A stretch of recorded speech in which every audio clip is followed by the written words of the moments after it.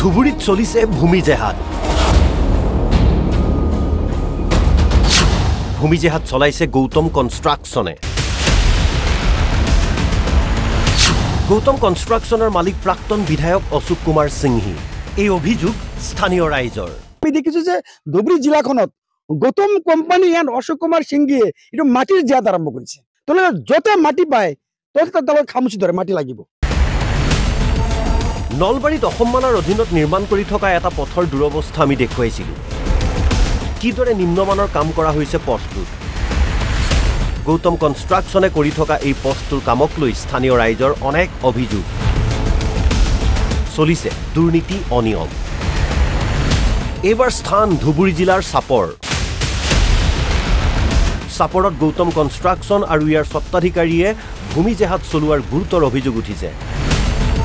কোটিপতি ঠিকাদাৰজনক চৰকাৰে আবণ্টন দিছে 100 বিঘাতকৈও অধিক মাটি।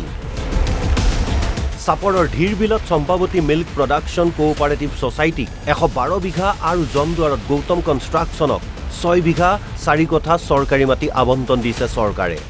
গতিকে আমি দেখিছো যে ধুবুৰী জিলাৰ চাপৰ ৰাজহ চক্ৰৰ কাৰ্যালয়ৰ অন্তৰ্গত ফুলিমাৰী কলবাৰী আপোনালোকে দেখিছে যে 38 নং ডাগৰ 112 বিঘা মাটি চম্পাৱতী মিল প্ৰডাকশ্যন ছ'চাইটিৰ নামত আবণ্টন লৈছে আৰু এইটো মালিক অশোক কুমাৰ সিংহি। দ্বিতীয়তে গৌতম কোম্পানীৰ নামত যিটো মাটি লৈছে আপোনাৰ জমদুৱাৰ, এইখন চাৰ্কলৰ অন্তৰ্গত জমদুৱাৰ প্ৰথম খণ্ডত 413 নং ডাগৰ 6 বিঘা 4 কঠা মাটি গৌতম কনষ্ট্ৰাকশ্যন কোম্পানীৰ নামত আবণ্টন লৈছে। কেৱল সিমানেই নহয়, জিলাখনৰ বহু ঠাইত এইদৰে চৰকাৰী মাটি আবণ্টন দিয়া হৈছে অশোক কুমাৰ সিংহিৰ ঠিকাদাৰী প্ৰতিষ্ঠানক। 112 বিঘা, ইয়াত যিমান মাটি আপোনালোকে দেখিবলৈ পাইছে ইয়াতে 112 বিঘা মাটি আবণ্টন লৈছে। গতিকে বিধায়ক সিংহি তেওঁ গৌতম কনষ্ট্ৰাকশ্যনৰ জৰিয়তে গোটেই অসমত যি PWD কামৰ নামত দুৰ্নীতি সংগঠিত কৰিছে, অনুৰূপ ধৰণে কিন্তু Champawati milk production cooperative society নামৰ ছ'চাইটি বনাই এই ধুবুৰী জিলাৰ প্ৰত্যেকটো এলেকাত চাপৰ ৰাজহ চক্ৰৰ বিশেষকৈ বিভিন্ন অঞ্চলত তেওঁলোকে মাটি এনেকৈ আবণ্টন লৈ মাটিৰ এক সন্ত্ৰাস তেওঁলোকে চলাই আছে। এই যে বিশাল ভূখণ্ড দেখিছে, এয়াই হৈছে চম্পাৱতী মিল্ক প্ৰডাকশ্যন কোঅপাৰেটিভ ছ'চাইটিক চৰকাৰে আবণ্টন দিয়া মাটি। এই স্থানতেই গাখীৰ তথা দুগ্ধজাত সামগ্ৰী উৎপাদনৰ কাম কৰিব এই কোঅপাৰেটিভ ছ'চাইটিয়ে। কিন্তু অঞ্চলটোত 50-60 বছৰ ধৰি থকা লোককো দিয়া হোৱা নাই চৰকাৰী মাটিৰ আবণ্টন, যাৰ বাবে বুধবাৰে ৰাজহ চক্ৰ বিষয়াৰ কাৰ্যালয়ৰ সন্মুখত প্ৰতিবাদত বহিছিল স্থানীয় ৰাইজ তথা দল সংগঠন। তেওঁলোকৰ স্পষ্ট কথা, এই মাটিৰ আবণ্টন বাতিল কৰিবই লাগিব, অন্যথা চলি থাকিব আন্দোলন।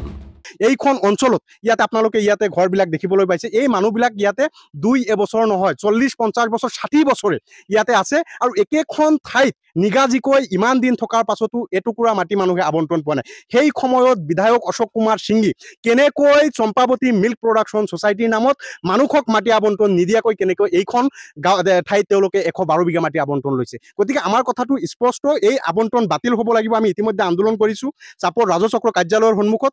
আমাৰ কথা অতি স্পষ্ট, এই যি গৌতম কনষ্ট্ৰাকশ্যন আৰু চম্পাৱতী মিল্ক প্ৰডাকশ্যনৰ নামৰ যি আবণ্টন, এই আবণ্টন বাতিল নোহোৱালৈকে আমাৰ আন্দোলন চলিব। উল্লেখ্য যে গৌতম কনষ্ট্ৰাকশ্যনৰ নথিপত্ৰত ক'তো অশোক কুমাৰ সিংহিৰ নাম নাই যদিও স্থানীয় ৰাইজৰ অভিযোগ, গৌতম কনষ্ট্ৰাকশ্যনৰ আঁৰত মূল ব্যক্তিজন হৈছে প্ৰাক্তন বিধায়কগৰাকী। চাপৰৰ পৰা খনীন্দ্ৰ কলিতাৰ ৰিপৰ্ট, NB নিউজ।